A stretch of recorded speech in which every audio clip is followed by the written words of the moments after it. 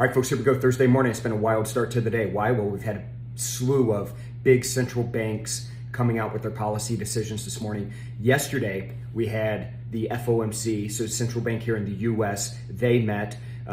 Was a bit more of a hawkish tone as we expected. They're going to accelerate the end of their bond buying program, as well as potentially looking at 3 interest rate hikes in 2022. What did we see on the back of that news? We saw the markets rally, saw the dollar rally. We also saw equities rally in concert with that.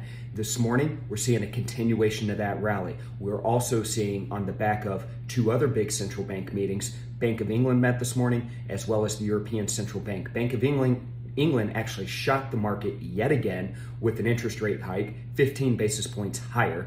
European Central Bank leaves rates unchanged, but like the US, they're going to start slowing their bond buying program. So we're seeing foreign currencies rally, and we're seeing that dollar pull back now. So euros higher and the British pounds higher, seeing equity markets higher, also seeing oil up above $71 a barrel in WTI. So a lot's on the move. There's a lot of activity. We're seeing a lot of activity the past 2 days on the Nadex exchange. So let's get in there. It's a perfect opportunity to trade some price action. Volatility's back. Let's get in there. Last full week, as I mentioned earlier, before the holiday break next week.